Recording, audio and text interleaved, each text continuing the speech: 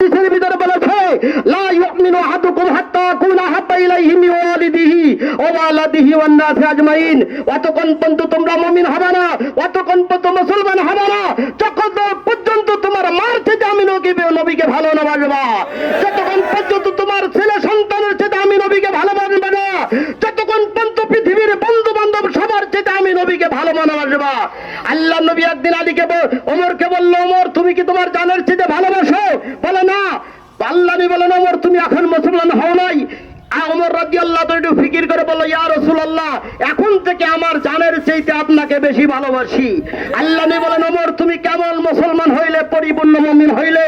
আল্লাহ নবী সোয়ারে গহরে যখন গেল, আবু বকর সিদ্দিক রাদিয়াল্লাহু আনহু আপনার উপর মাথা রাখলেন, সবে দংশন করলো, আবু বকরের জান চলে যায়। হঠাৎ করে এক ফুট চোখের পানি পড়ার পরে আল্লাহ রাসূল জিজ্ঞাসা করে, আবু বকর তুমি কি দেশের মায়া কান্দো, ওয়াতনের মায়া কান্দো, সন্তানের মায়া কান্দো, মায়ের মন্দায় কান্দো?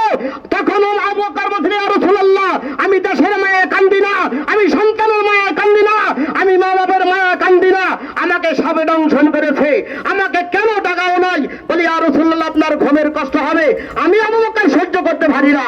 অত সুতরাং নবীকে গালি দেবে আর মুসলমান কোনদিন সহ্য করতে পারবে না।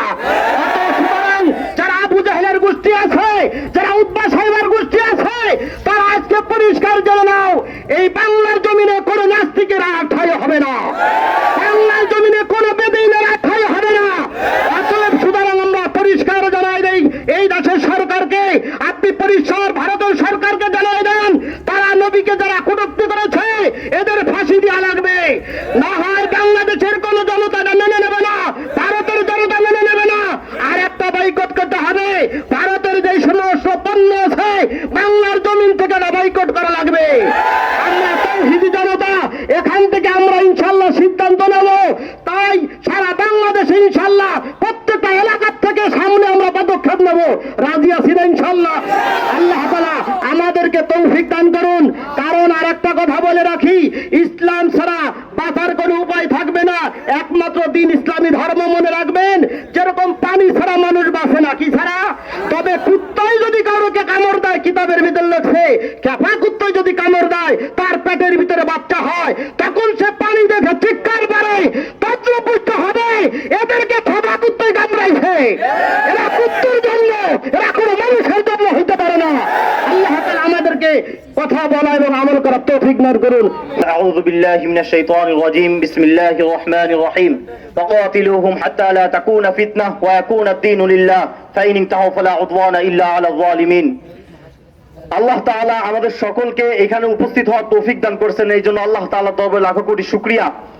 আসলে আমাদের প্রাণপ্রিয় হযরত মুহাম্মদ রাসূলুল্লাহ সাল্লাল্লাহু আলাইহি সাল্লামকে নিয়ে যখন এই ধরনের কটূক্তি করা হয়, যেগুলো আমরা মুখেও আনতে পারি না, যেগুলো আমাদের জন্যই মুখে আনা না যায় আপনাদেরকে শোনানোর উদ্দেশ্যে, সেই ধরনের কটূক্তি যখন করা হয়, বাহিরের দেশের কথা বাদ দিলাম, এই মধুখালীতে কটূক্তি করা হয়, অথচ আপনারা হয়তো বা জানেন না করা হয় মাগুরাতে কটূক্তি। আমরা এইগুলোর বিরুদ্ধে কোনো সোচ্চার হইতেছি না, শুধুমাত্র সমাবেশের ভিতরে আমরা ক্ষান্ত হইছি।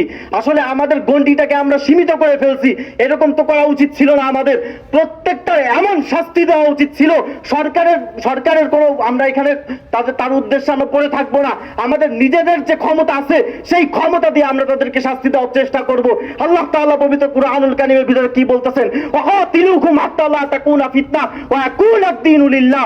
যতক্ষণ না পর্যন্ত এই জমিন থেকে ফিতনা দূরীভূত হইতেছে, ততক্ষণ পর্যন্ত তোমরা তাদের সঙ্গে কিতাল করো, যুদ্ধ করো, তাদেরকে নিঃশেষ করে দাও দুনিয়া থেকে, এবং আল্লাহর জমিনে আল্লাহর দ্বীন আল্লাহর জন্য কায়েম না হইতেছে ততক্ষণ পর্যন্ত তোমরা জিহাদ করো। কিন্তু কি করতেছি আমরা, আমাদের কি হালাত হয়ে গেছে? আল্লাহ তাআলা আমাদের সকলকে বুঝদান করুক এবং এই আয়াতের উপর আমল করার তৌফিক দান করুক।